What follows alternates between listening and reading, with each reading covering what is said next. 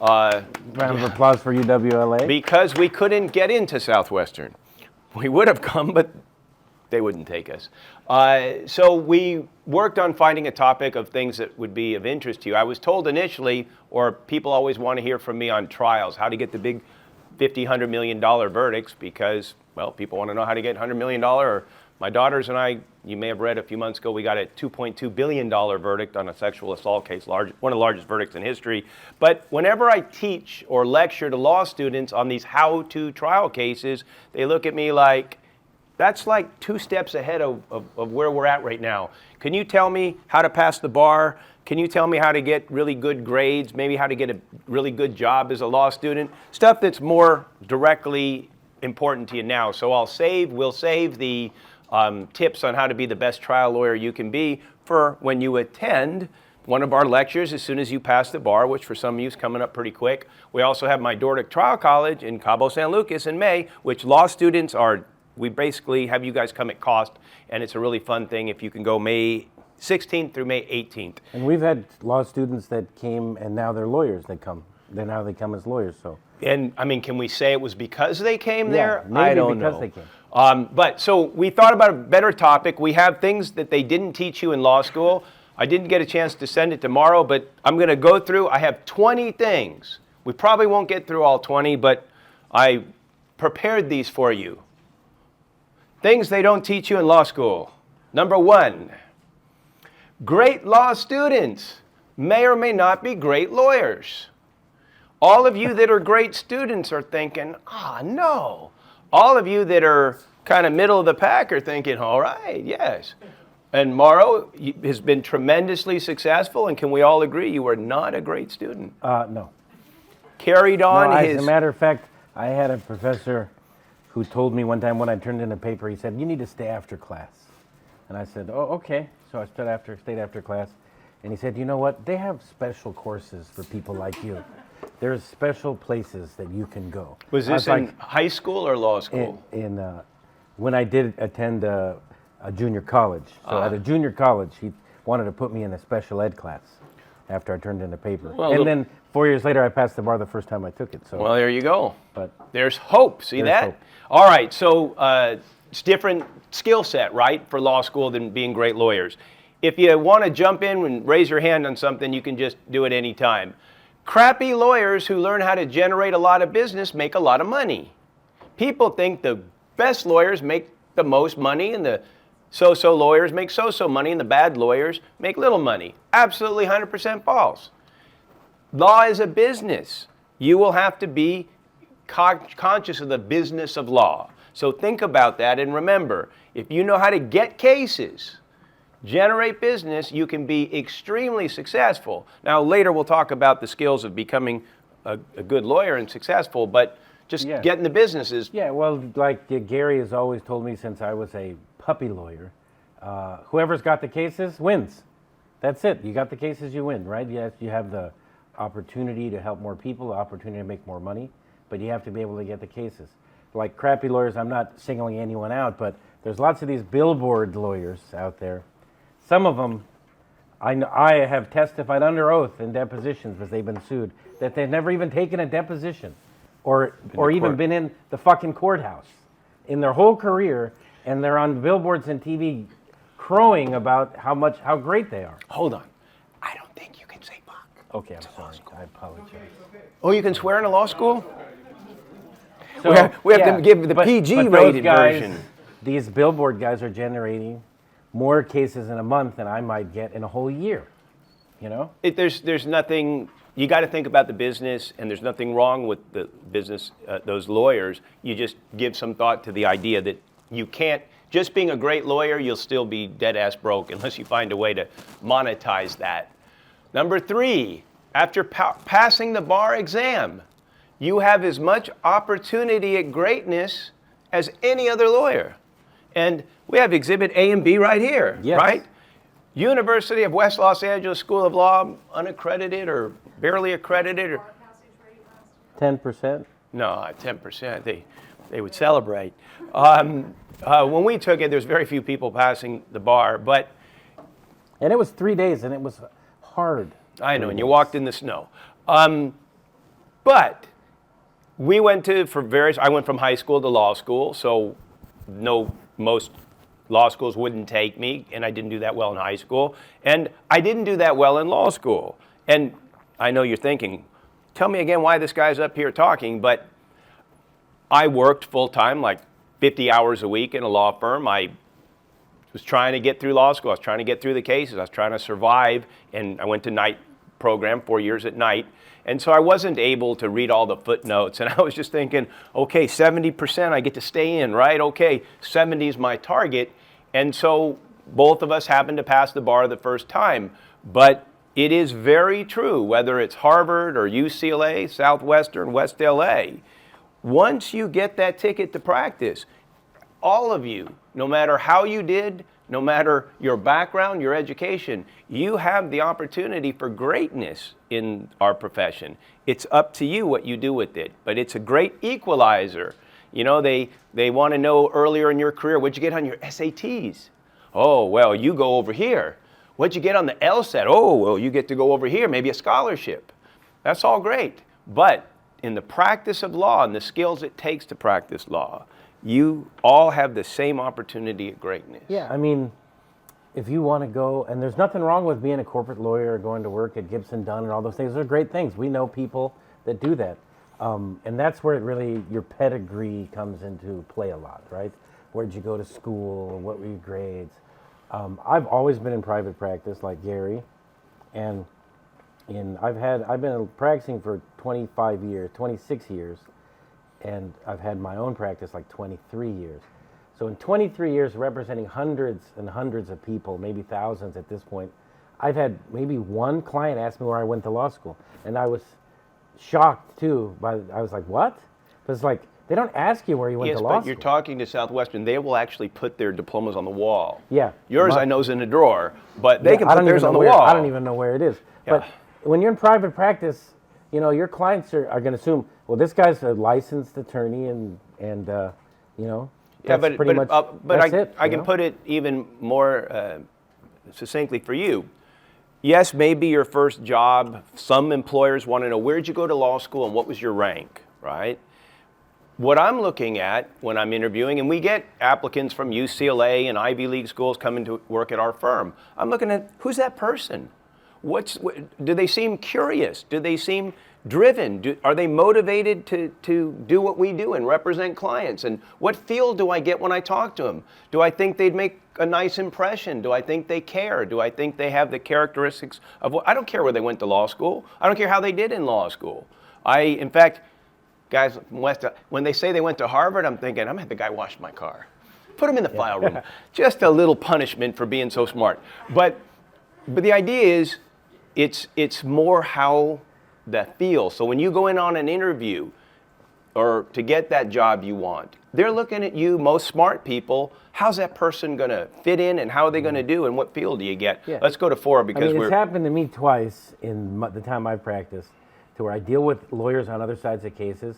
And most of the time, you know, I don't waste any time looking them up or anything. But twice I said, man, this guy is a moron. I got to look to see where this guy went to school. So the last time I did it, the guy went to Harvard, and he was so stupid. I don't even know if I could get the guy It's a different kind of I don't even know smarts. if I could get this guy. This guy could handle a small claims case. And another time I did it, the guy went to Yale. So the 2 times I looked him up, because they were off the wall. I was like, how could they be lawyers? They went to the best law schools in America. But these are the guys that should be writing briefs someplace in a back room and never talk to anybody. Don't let them out of their cubicle. Next, if you want to be a great lawyer, don't make your first job about money. Now, a lot of you, some of you, have no choice. My kids, our kids, 3 of them you may know work in the law firm with us. And my wife Nava there just took the last bar exam. Went great, right? All right. Leave her alone. Who knows, right? But our kids, I paid for their law school.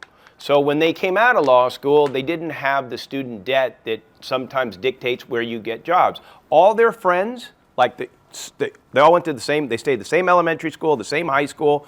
Almost all their friends all became lawyers. And we attribute it to us because our rule was all the kids hang out, party at our house, so we keep an eye on them, we see what they do. And I think they'd come to our house, a nice house, and see my career successes around the house and in the garage. And your fancy friends like me. Yeah, and I think they looked at me and they thought, how hard can this be? This guy's a lawyer. And so they all went to law school. And so we saw like a dozen of their friends become lawyers, and they'd come up to me apologetically. I got a job at Big Law. And I'm like, it's okay, don't worry, it's okay. I won't hold it against you. Like, look, I got all this debt. And they offered me a lot of money. And I said, I get it. And they took those jobs, and that was a necessity for them. Most of them have now all come back to work for us. Our daughter went to Loyola, did well. This was, 4 years ago Taylor got out of Loyola, something like that. She went to work for $65,000 a year. All her friends were getting about $185,000. But the idea was she went in a PI firm that said, we got a ton of work for you. She did like 100 depositions her first year. She had like 3 court appearances every morning. And then after she got the great education, I brought her into my firm. But your first, in medicine, they don't come out of medical school going, all right, where do I operate? Oh, it looks different in a book. You know, like, oh, I'll take this piece out. It's like putting a barbecue together. You got an extra piece. You're like, oh, no.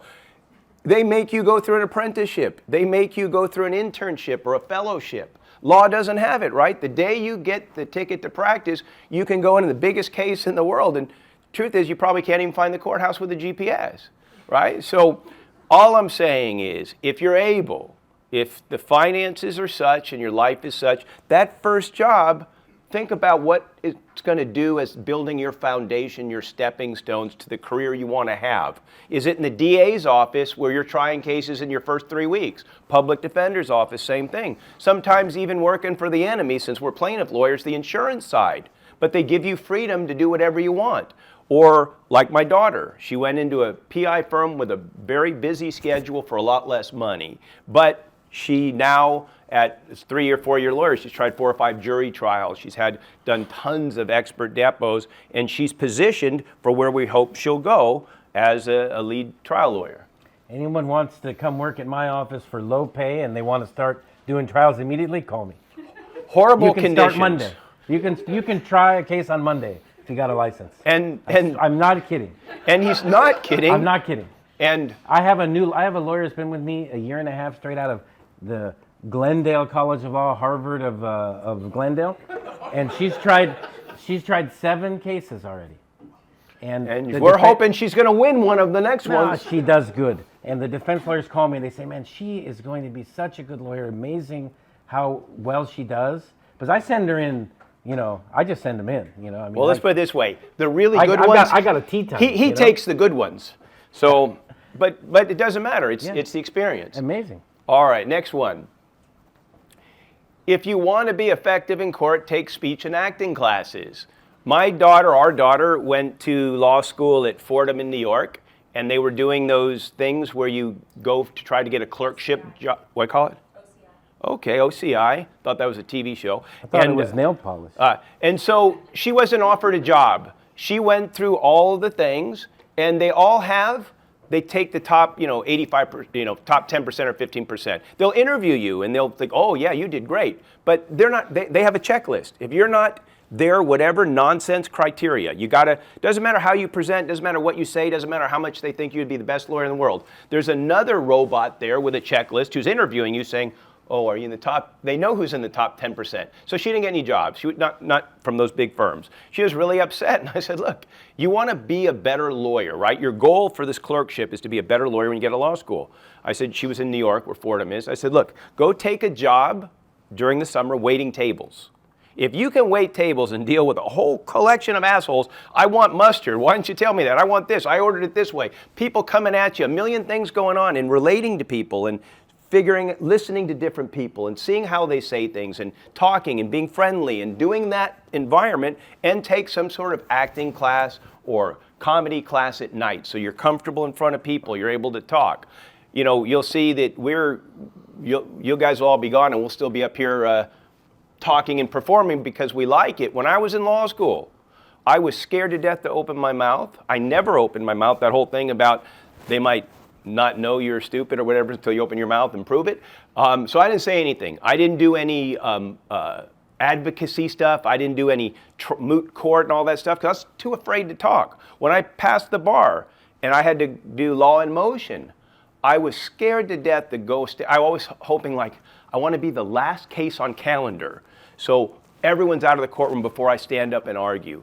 But I did it. I practiced it. I got through trial and error. I got better at it. I tried some trials. My first jury trial 3 weeks after being sworn in, and I'd like to tell you it went great, but I got defensed in an hour. It went terrible. But I kept at it till I got comfortable. But you can be way ahead of where I was by doing some things that get you in front of people, get you out of your comfort zone, and that real world stuff of working in an environment with people and dealing with people, retail or whatever it is, and taking some classes will make you 10 times more effective as a lawyer. Even if you don't want to be a trial lawyer, you still have to speak, you still have to present to people, you still have to give the right impression. I mean, yeah, there's a real good trial lawyer named Brian Breiter.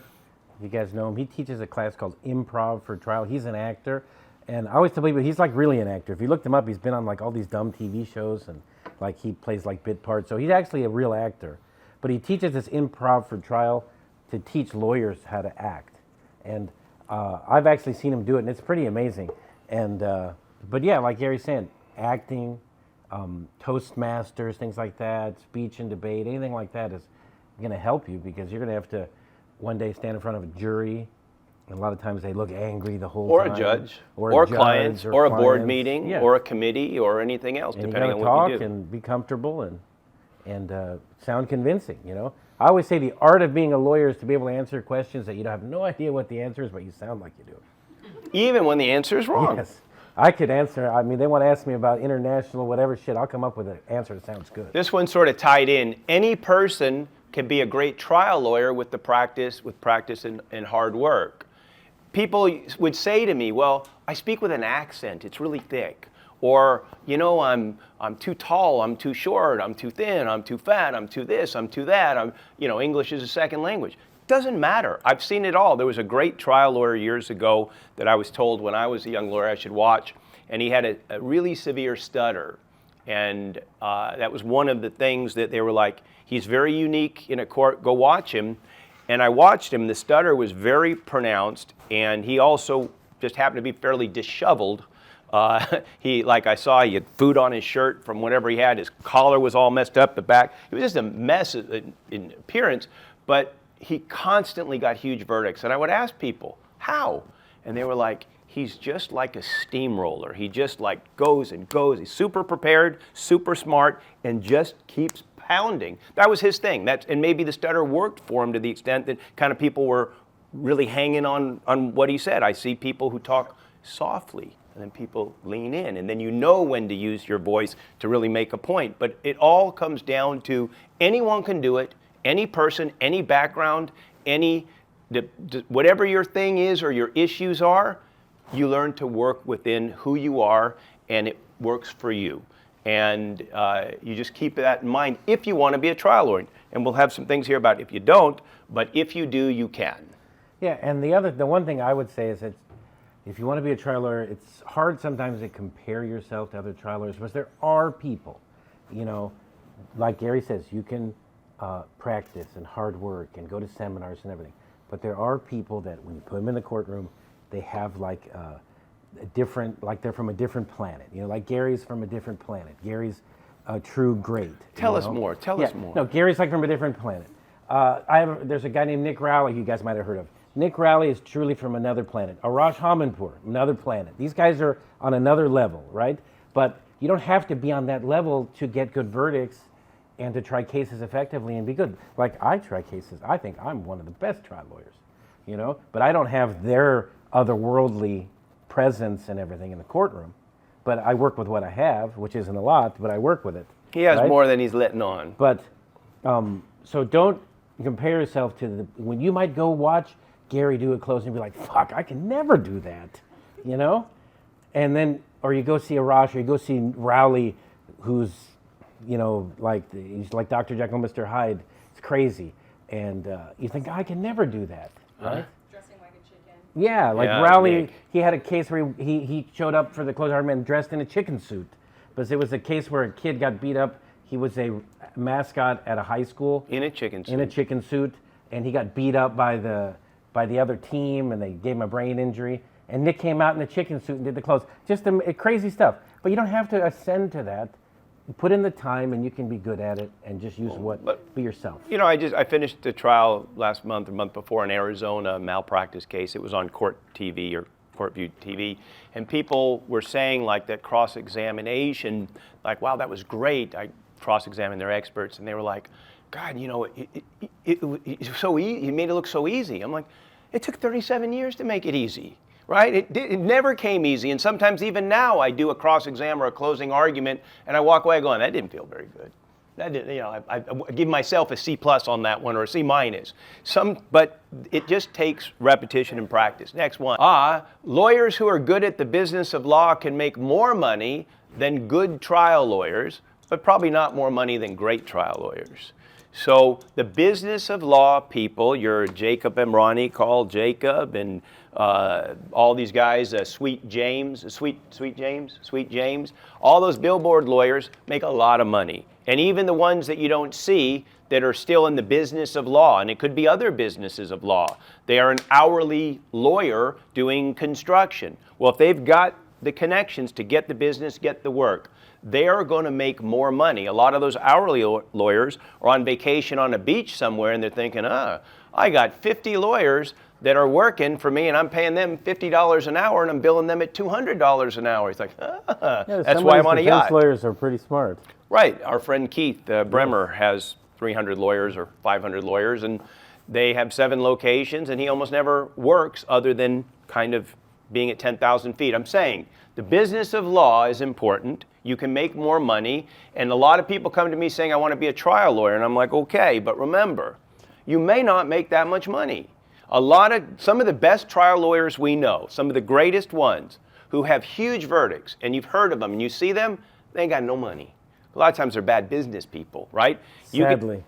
You can be great at the business of law, which is a skill that you have to learn and practice and learn about Google and learn about connections, whatever it is. You can be a great trial lawyer, which is a separate skill that a lot of people don't have. They don't have the business skill. They don't have the trial lawyer skill.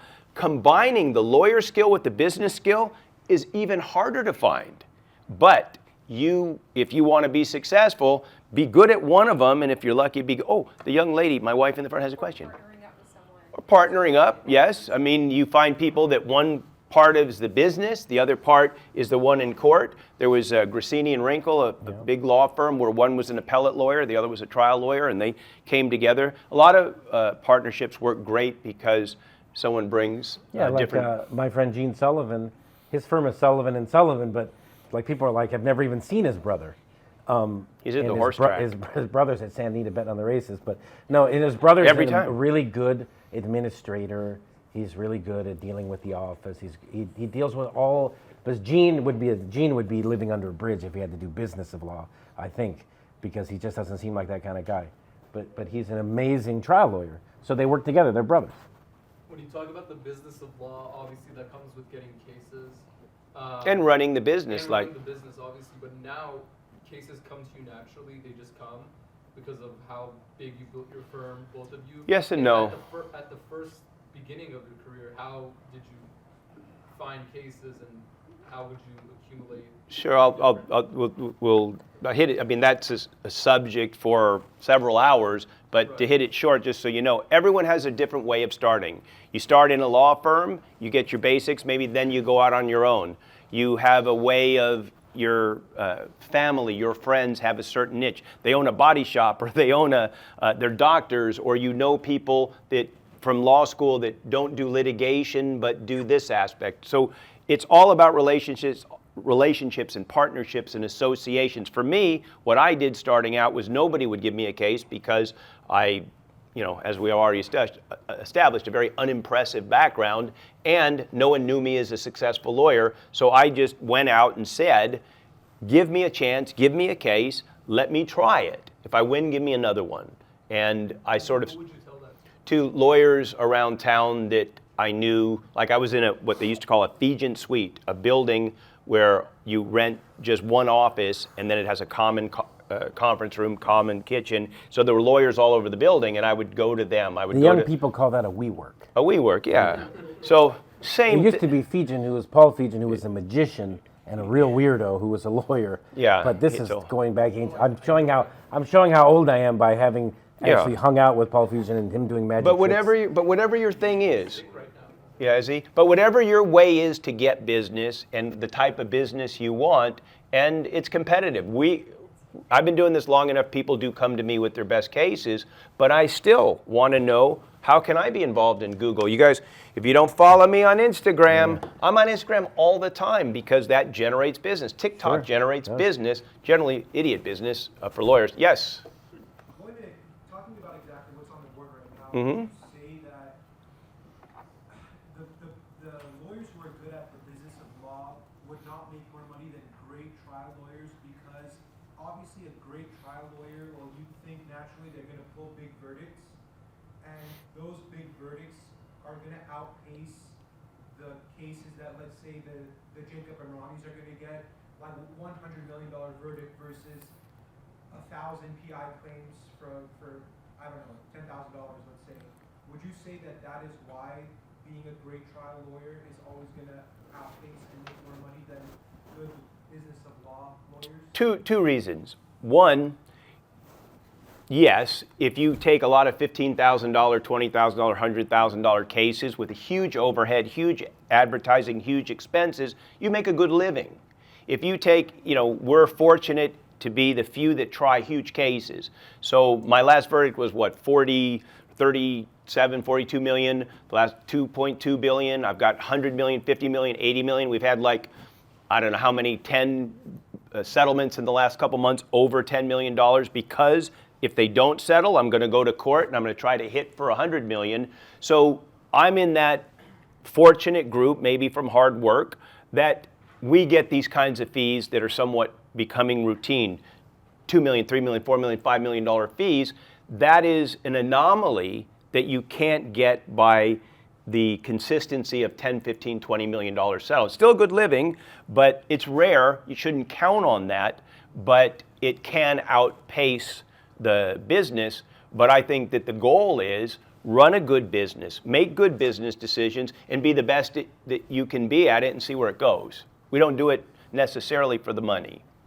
Yeah, to me, I would say this is probably another topic for the whole hour, but the longer I'm in this industry, a lawyer in the personal injury business, the more I realize that this is really a relationship business.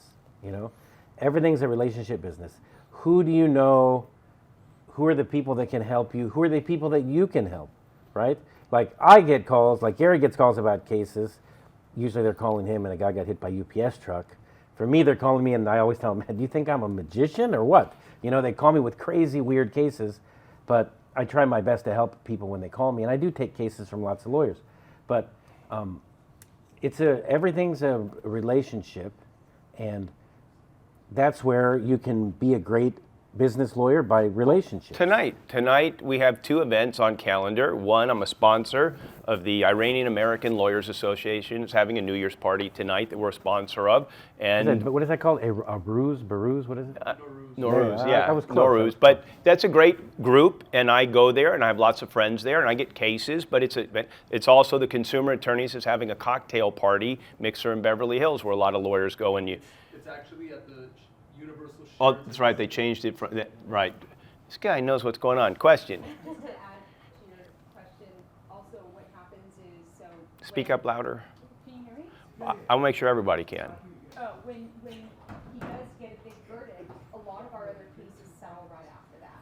So it's that, having that reputation of being able to get a big verdict, and then the selection of cases that come at you are a different level of cases also. So it kind of has Is the that. pressure coming down from that big verdict to the smaller? Nava's been the CFO of the law firm for 25 years, so she's talking from. And by the way, if the 2.2 billion verdict had been paid, I wouldn't be here. Lucky for you guys, it wasn't paid. Next one. A lot of people in law will not be nice to you. When you're fair and friendly to others, they may reciprocate. So reality check here. A lot of people are not nice to us in litigation. They're just not nice. I don't know why they're not nice. I'm nice to everybody. I try really hard to be nice. I'm really civil. I won the Defense Attorney Civility Award one year. I think it was at Loyola, right? They gave me an award for being so civil and reasonable, but I find I don't know why they're so hostile. Maybe there's pressure from their boss. I was pressure at home. nominated for that award, never. Yeah, he can tell you why soon. But there's just a lot of hostility. There's a lot of animosity. But I just look at it like, okay, something wrong with you. And when you see someone who's miserable, like miserable with you and miserable and everything, you can be sure you find out their legal assistant is rotating every 3 months or quitting. No one wants to deal with that person. They're probably, 3 times divorced and go home and kick the dog. I look at it like, that's your life, I don't care, but you'll find there are people that are hostile. Don't go down that road. And when you're nice to everybody, generally they reciprocate, but not always. But in law, I think the civility aspect's really important, and being professional is really important. This is an honorable profession, and it's very important that we keep that in mind. Very true. I have slipped up on occasion on this. Those occasions get strung together a little bit. I try to be nice to these defense lawyers, but some of them, I have to go a little street on them. Yeah. So, I'm not only lecturing everything I say today, some of it is tomorrow also. Yes. All right, next one. Normally, Gary usually says before I give a speech or anything, he says, don't pay attention tomorrow because he's got mental problems. So that's usually, he's kind of gives that like as a Sometimes he brings that that out in me. A preface.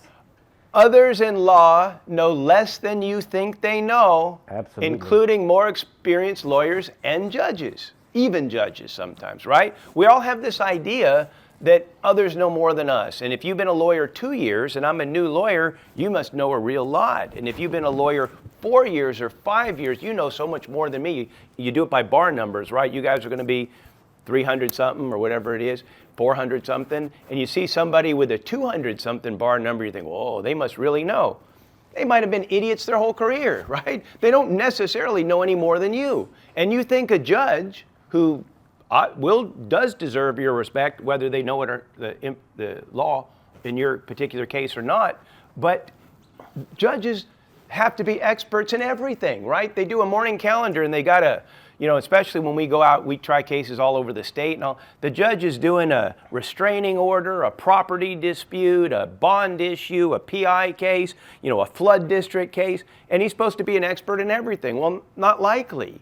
So even the judges may not know the law as well as you do. The other lawyers may not, but I'm just pointing this out that they don't all know more than you just because they've been practicing longer or they're in a senior position to you.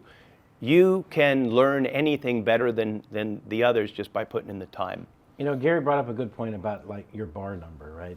If you do litigation, you're going to have to put your bar number on everything. And I mean, maybe it's a stereotype or whatever, but I look at people's bar numbers when I get cases from the other side, and I see the bar numbers, and I know it's wrong, but like I said, some of these people, I'll give you a good example. Like I'll look at these bar numbers, and I'll be like, this guy's brand new, or they're new, they've only been practicing for a year, you can tell with the bar number. I think now it's like 350,000 or something. I have a 1 in front of mine, and so does Gary. So the 1 is intimidating to means a lot we're of people. old. That's what it means. So when you see a bar number with a 1, I see a bar number with a 1. I'm like, okay, they got to know something by now. Shit, a quarter of a century. They got to know something. They're still in business 30 years later. How stupid can they be? Yeah. So, but give you an example. I also have a license in Washington State, and my license in Washington State is like a newer attorney, and I was dealing with this defense lawyer on a Washington case, and he was like, well, how long have you been practicing? Of course, I'm sure he looked at my bar number, and he tried to give me his bullshit about how long you've been practicing shit. And this guy's like from the backwoods of Washington State. And I said, well, I've been trying cases in LA County for 25 years. Is that enough? And he shut up right away.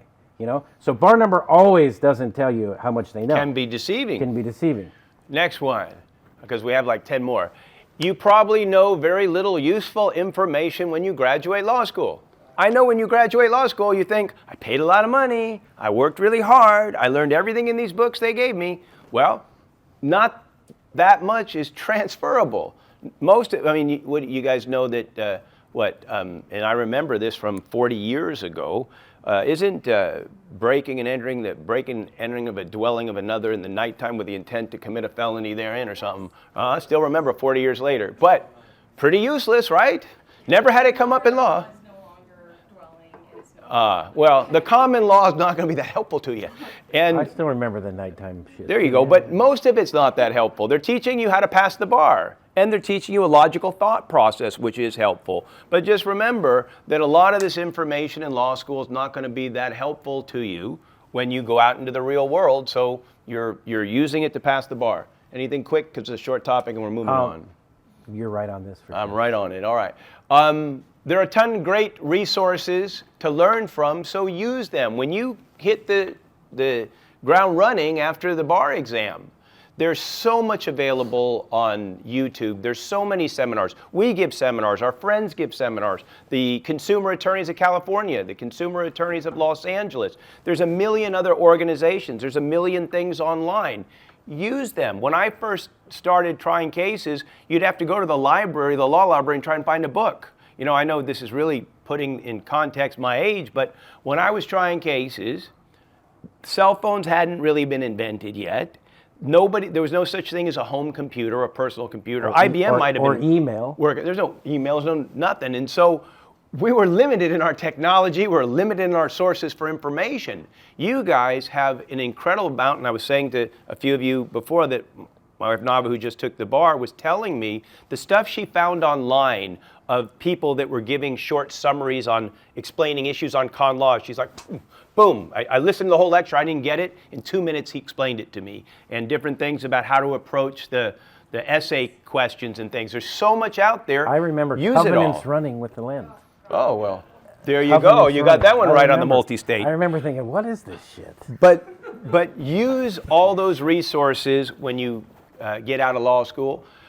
Generally, the one who works harder and smarter wins the case. You hear about all my experience, all of his experience. You're going up against lawyers that have more experience. You can outwork them and beat them. A lot of lawyers get sloppy. A lot of lawyers get overconfident. Like you're saying about the bar number, they may not take you that serious if they see that you're a brand new lawyer and you come in and you're appearing a little bit, trying to figure things out. They may take for granted that I got this. But you'll kick their ass. If you work harder, put in the time, you're outworking them, you're outthinking them, you're out-strategizing them, you can beat anybody out there. And sadly, we can both tell you, nothing personal against you guys, but we've lost cases to some terrible lawyers. Horrible. Horrible. We walk away going, what the heck just happened? Where'd it go south? I don't know. Just went south somewhere. And it happens. So the bottom line is the key is the preparation. The key is the hard work. And you've seen it in law school, you'll see it for the bar, and you see it in the practice of law. Yeah, I mean, I will say for sure, the lawyers that are successful, who do well in trial and court and everything, are the ones that are the real preppers. Gary will prep for a trial 24 hours a day, 7 days a week, for weeks. He preps like a dog. There's nobody like him. He'll prep and prep and prep. Prep is the worst part of being a trial lawyer, because you show up, you're ready, you've got it at the tip of your tongue, and the judge says, your case is continued, no courtroom, come back in 2 weeks. And then you got to redo the whole thing again. It's a horrible part of being a trial lawyer is the prep. But if you don't do the prep, you're not going to win. You know what a lot of us have, and some of you might have it? It's that fear of failure, right? Fear of flunking out of law school, fear of not passing the bar and your friends do. We have this fear we're going to lose. We have the fear we're going to let our clients down. We have this fear that we're going to go broke in our practice. We have this fear that everyone's going to look at, what happened to you? So those little voices in your head do motivate you to work harder, but hard work is the key. I was never scared of passing the bar. You know why? It's a good story. Well, because no one thought you would. Well, I wanted to go to law school, and I told my mom, I want to go to law school. She's like, don't you have to go to college first? I was like, well, not really in California. She goes, well, sounds good. She goes, I said, do you think I'll pass the bar? She said, oh, yeah, you'll pass. So I never looked back. If mom tells you something. Oh, it must be true. It's got when my mom told me anything, I believed her. Well, if she told me you'll pass, I passed. More important, did you believe your father when he gave you career advice? No, I didn't believe my dad. What career advice did your father give you? My dad told me, what is all this studying? You should go work at Home Depot. Good thing, I guess you... Get a real job, like a man. Yeah. My dad is an old Italian guy, a real Italian from Italy. Good thing he you didn't wasn't listen to interested him. in the books. So this is very true. Finding the courthouse and finding parking in the department you're supposed to be in may be a lot harder than the hearing you're going to. You think? Especially if you're broke and you don't have money, like when I started, I'm sure Gary did the same thing. I'd park like a mile from the courthouse because the parking right by it was so expensive, I had no money, and I'd have to walk for like half an hour to get to the courthouse. Well, I want to give him a hug now. And I don't want people to see my car either. But true, my son, he went to Hastings Law School. He got a job in a law firm, same thing, just million appearances. His very first court appearance he missed. I'm like, are you kidding me? You missed the whole thing? Because got there, the whole thing was over. I'm like, the hell, your first one, how does that even happen? And he was like, well, it was Orange County. I'm like, yeah. He goes, well, there's a lot of traffic. I'm like, yeah. And then Orange County has multiple buildings. It has a criminal building. It has a different civil building. It has this civil hall of thing. And the parking is all screwed up. And the courthouse on Hill Street, the numbers don't make any sense. Well, you got Hills, you got multiple different buildings. But then he kept asking people, and they kept telling him the wrong building. And he'd park and get to the building and be the wrong building. And he's now sweating and freaking out. And he had prepped for that. He was going to have that hearing nailed. Had he just got there, which he did not. And so, live and learn. Hopefully that doesn't happen again. But it's a learning curve. It takes practice. It takes experience. And if you have your first appearance or your first deposition, prepare. Go to the courthouse. Go figure it out. And one good thing for you guys, if you have the time, and I know you're really busy, go to the courthouse sometimes and watch some trials. Watch some lawyers. You know what I learned a lot from? Watching lawyers do it good and watching lawyers do it terrible. And you'll see both. You'll see the judges like, well, where's this so-and-so paper? He's like, looking through their briefcase and shaking. Did you file that? Oh, let me, and you're like. My dog ate it. Yeah, you see the gamut at the LA courthouse from the worst to the best, but you learn from all of it. But if you get time to go actually watch, it's very helpful. Next one, because we got like a few more. Repetition and preparation are the best ways to overcome fear and anxiety. Like I told you, my fear in court, my anxiety about talking in front of people. Well, the more you do it and the more you prepare, you can at least take some comfort in knowing I'm really nervous. I'm not sure if this judge is going to yell at me. The other side is saying they're going to get sanctions. All this stuff. I hear he's a mean judge. All of that you overcome by just being really prepared and going over it and over it and over it. And if you screw up your first appearance like my son, well, do better on the next one. It's not rocket science. There's no real penalty. There's some penalties for not showing up, but just do it again and then do it again and do it until you're comfortable and do it. My daughter said my daughter went to family law, the other daughter, for 3 or 4 years. She came in and she's like, I don't know if I'm any good at doing depositions. I'm really worried about that. Maybe I'm just no good at it. I'm like, how could you not be good at doing a deposition? You've done 0. I'll tell you what, do 10. And let's go over them. And when you go over them, you know what you're going to see when you do your first depos? You think it went really good, and the question's like, and you're like, damn, did she type and ah? You sure I said and ah and okay that many times? Okay. You go through it, and you're like, okay, stop saying okay, stop saying And then, your question went on for a half an hour, tighten it up. And then do 10 more. And then do 10 more. And then do 10 more. And by 50, you'll probably get in this deposition thing. And by 100, you really got it. And after that, you'll start screwing them up because you don't prepare anymore. I'll give you guys a good tip as a young lawyer, because I see young lawyers screw this up all the time. If you go to court and you have a motion and there's a tentative ruling in your favor, right? Yeah. I would say in the thousands of hearings I've sat through, the judges go against their tentative like 0.00001%. They go with a tentative, but they had some research lawyer do it. They didn't do it. They had their staff do it. The judge might read it the night before, and he's just going to make the tentative is going to be the order, right? So tell him. A lot of times, the judge will say, well, does anyone want to be heard? Not me, Your Honor. The shit's in your favor, right? So the defense will be heard, and they'll start talking a bunch of nonsense, a bunch of stupid shit, and you'll be thinking, man, I have to answer this stuff, And then the judge will say, well, do you have anything to add, counsel? Man, half the time, the judge was yelling at the guy because it's such stupidities he's saying, and the judge is not going to overturn himself. Then I see these young lawyers, they start making stupid arguments and talking themselves out of the ruling. It's like, The judge already has tentative in your favor. They have nothing to add. No, Your Honor. I'm happy with the court's analysis. You know, Court- give him a little pat on the So back. put short, when you won, be quiet. Yes. Next one. Reoccurring nightmares about, was that the The bar. bar calling to say you really didn't pass, or a trial starting without you in court and you're not there, or you have no pants on and you're at the courthouse and you didn't realize you had no pants on, are common reoccurring nightmares. I still occasionally have a nightmare that they're calling me to say something went wrong. Like, because I went to West LA and all that kind of stuff, and I have this reoccurring nightmare, like the bar's like, oh, we made a big mistake. You actually didn't pass, or you actually didn't, do the requirements for us to give you a, like, they just come around. And I do frequently wake up and the case has already started and the jury's there and the judge is there and I'm not there and I'm like trying to get there and I can't get there. And maybe it's because it happened to me when I was a young lawyer and the judge put the jury in the box and started without me because I was like 2 minutes late.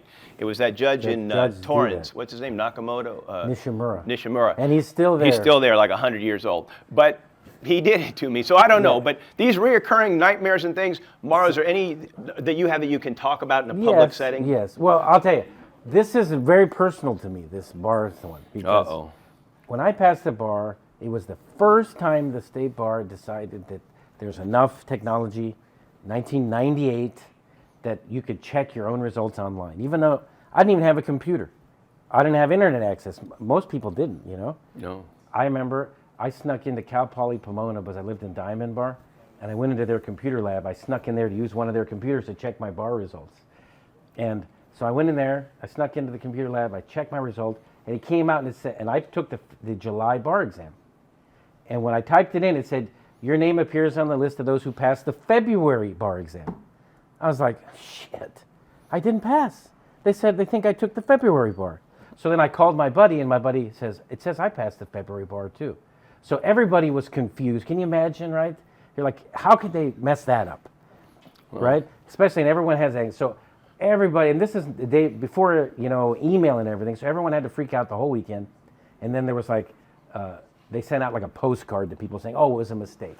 No, but tell me how many more slides I have. You actually passed. Just so I know how fast to go. Do you have my printout? All right. Some of your colleagues, important here, some of your colleagues truly want you to succeed, and others will want to make you not do as well as them. Figuring out who's who early is essential. Yes, Gary, why are you holding me back? Yes. There is a shocking number of people in the profession. There's a handful of people that want to see you do well, that will help you do well, that will do all they can and they feel pride to help push you to your best, to help you succeed, to help you make money, to help you reach your goals. And there's a lot of people that make you think that maybe they're going to do that, but they're not. They're not there to help you. And we have some competitors out there that we compete with in these cases. No matter how successful they've been, they're only happy when others do poorly. It's not about how well they're doing. They want to see everyone else not do well. And so there's those that support you, those that don't, but figure out early who's who. Yeah, I mean, I think definitely you need a mentor that you can help you, you can talk to, that can give you good advice. Someone who, like Gary's always been my mentor, luckily. I always tell him, don't do that. But whatever Gary it is, don't do that. helped me tremendously, and he's always motivated me because I think because we have a similar background, and we went to the same school or whatever. He's always helped me. He's always wanted me to do good. And I really, to this day, I always tell people I wouldn't be here if it wasn't for Gary. I tell people that also about him. And that's why we teach, and that's why we lecture, and that's why we spend a lot of time giving back, because we should. And for you, you may give great advice to people in college about the LSAT, about getting into law school, about going to Southwestern. You have a lot of knowledge. You guys are law students. That's like the top of the education, the top of the society and community. So you should share what you can and take from others. Don't be shy about learning from people that have things to share with you. Couple more. When your family, friends, and neighbors think your case or argument is crap, it probably is. Lawyers tend to either fall in love with their cases and think, oh, this is the best case, and you tell somebody, they're like, it doesn't sound like a case to me, and you think, you didn't go to law school. And then you tell it to someone else, like, they're like, oh, that sounds like a terrible case, and you're like, oh, you don't know. Well, the truth is they do. You know why? Because that's your jury. The people that cut your hair and you meet next door and your family members, whether you like them or not, or your cousins or whoever it is, that's the community that we present our cases to. So you can get very good feedback, even an argument you're going to make in court for a judge. They don't necessarily need to be lawyers to say, well, that either I don't like the way you're saying it or I don't understand what you're talking about, but get feedback from people around you for things like that, because it's very important and it's free, and there's a lot of people that want to hear about your cases. They want to hear about what you're doing, and they'll provide you with a very important perspective. Yeah, it's, don't preach to the choir. I mean, I have friends that I text Gary, how much do you think this case is worth? $20 million. Like, of course, what is he going to say, right? I ask my wife about cases. My wife's super conservative. She's a tough customer. She doesn't believe anyone should get shit. You know what I mean? She thinks they should pay the guy who ran him over. Okay? So I asked my wife what she thinks, and I think, okay, this is a juror that I'm probably going to run into. Someone who doesn't think my client doesn't deserve anything, right? So make sure you get the right audience so they can give you some real feedback. But probably don't ask his wife, because then you'll never have a case. Last couple, money is not the best way to measure success. And I know in society, that's all we do. That's all over TikTok, right? Look at the house, look at the car, look at the clothes, look at what they do, look at how they throw it around or flaunt it. But it isn't real success. It doesn't mean that much in terms of your pride in what you do and the people you help, whatever field you're in. I have been in a position, we started with no money. I then made a lot of money. We bought the big house and mansion in Beverly Hills, and I had my collection of cars, and we had lots of money and lots of success. And then I was diagnosed with cancer. 15 years ago, we lost it all. And we sold the house, I sold the cars, and my view on it was, if I don't have my health, it's not fair for people to give me their cases. They're counting on me to hit a home run. They're counting on me to get millions of dollars for them. If my health isn't there and I'm getting chemotherapy, I gave back all the cases. We're down to maybe 3 cases. And the office went to nothing. And so we lost it sort of all. And then I fortunately got healthy and started one case at a time, one referral source at a time, and built it all back to much better than it ever was before. But we've seen it come, we've seen it go. You have the nice cars and the fancy artwork that doesn't really mean anything in the big picture. So don't be too distracted by this concept that whoever has the most toys, whoever has the most money wins. There's a lot of other ways and a lot of important ways to judge your success.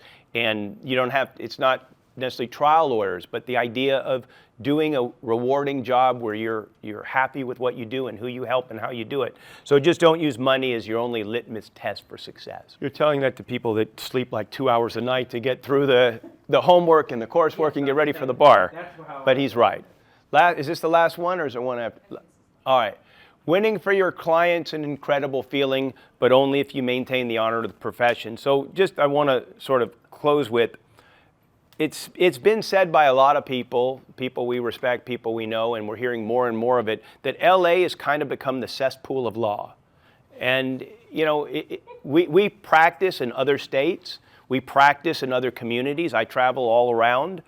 And LA is really the only place where I'm not that critical of advertising lawyers, because it's a business and they do what they do, but it's that cutthroat where everyone's trying to stab each other in the back and steal cases from each other, and they're not concerned about the ethics of what they do, they're concerned about the money, and they're telling people in our injury field, go have surgeries, and telling people that don't need surgery to have surgery so they can get them more money, which is disgusting and despicable. And they treat each other with contempt, trying to do better than them and get a better case than them or steal that case. And it's not about the honor of the profession. It's not about the integrity. It's not about doing a good job. And so for you as law students, I think it's so important to keep in mind and remember that this is a tremendous honor to be a lawyer. It's a wonderful life. It's a wonderful profession. It's all in your hands to do anything in the world you want. You can go get people that are wrongfully convicted out of jail.